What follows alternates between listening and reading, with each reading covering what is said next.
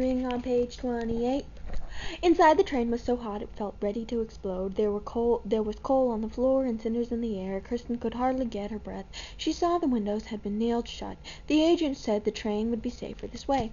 Papa and Lars stood near the door. Kirsten was squeezed beside Mama and Peter on a bench under the windows. Trunks and bundles were piled up in front of them. Kirsten was used to being crowded, but not now. She felt as if she were packed up inside their big painted trunk. "Aren't we there yet?" Peter complained. "Hush! We haven't even started to move," Mama said.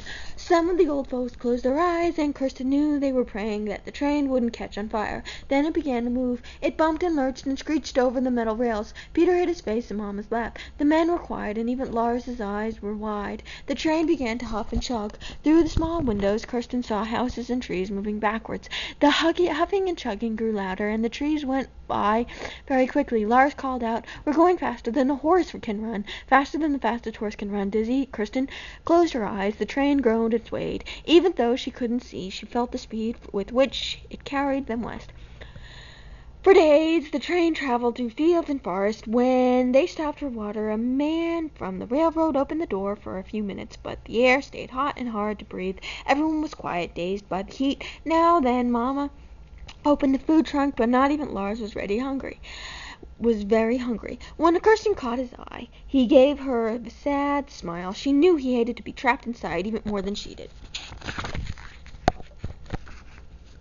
At last they reached Chicago. A hot, strong wind blew dirt from the streets, but Kirsten didn't care how dirty it was. Here she could walk again and run.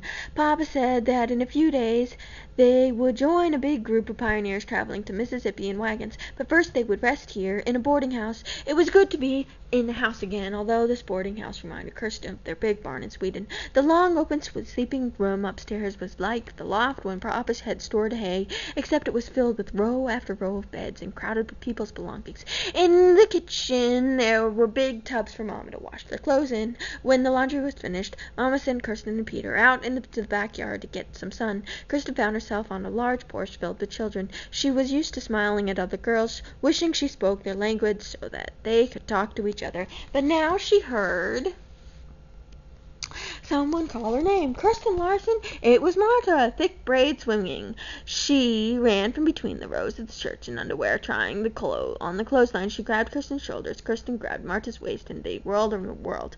"You're here, you're here," Kirsten repeated over and over. "So are you," Marta answered again and again. That evening, Marta's family sat down with Kirsten's family for roast pork and potatoes. Marta's father said, "We're back with our friends again. We'll stay together now until we get to Minnesota." Under the table, Kirsten and Marta held hands. Kirsten couldn't believe her good luck. At last, America was beginning to feel like home, with good food, a real bed to sleep in, and best of all, friends. A sad journey. Kirsten liked the Mississippi riverboat the moment she saw it. It was white with a pair of wings painted in bright red on the sides. The boat is named the Red Wing, like the red-winged blackbirds that called to one another along the riverbank. The Red Wing had broad decks and big paddle wheels. Right away, Kirsten wanted to run upstairs to the wide upper deck. She grabbed Marta's hand, ducked under a rope, and skipped up the steps. But before they were to the top step, a sailor stopped them. They didn't understand his words, but they knew his gesture. "Get down." That evening, as they ate their meal of dried pork and bread, Kirsten asked Papa, "Why can't we go up to the big deck? No one is out there. That deck is for rich people," Papa said. "If we paid more money, we could go up there."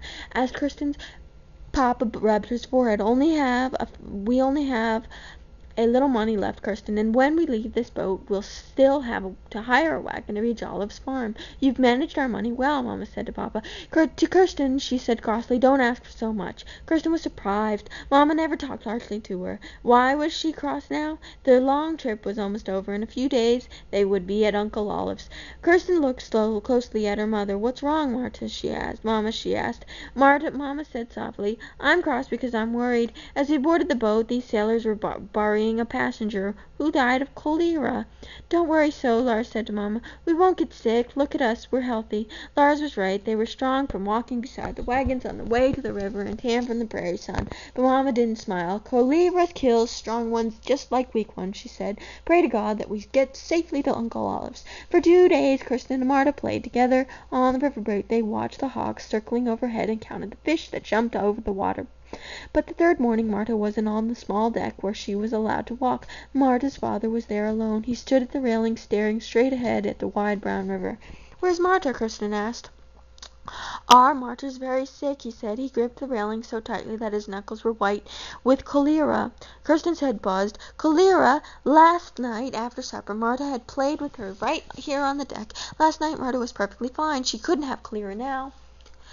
"How can she be sick?" Kirsten asked. "She was very well yesterday. During the night she doubled up with a pain in her belly. Now she aches and moans and burns with a fever. The captain made us take her to the sick bay," he said. "Can I go see her?" Martha's father took Kirsten's wrist firmly. "No, Kirsten, you mustn't. You could get sick too. Martha's mother isn't there with her. That's all we can do." But Kirsten had to see Martha. She ran down below the decks to the part of the boat called the sick bay. Martha was lying on a straw mat near the entrance. Her knees were drawn up to her chest. Her mouth was open as though she couldn't breathe. When her mother tried to wipe her forehead, Martha trembled and moaned. Her lips were dry and cracked, and her eyelids fluttered. "Martha," Kirsten whispered. She took a step toward her friend, but Martha's mother sent her away. "Go back to your family, Kirsten. It's dangerous for you here.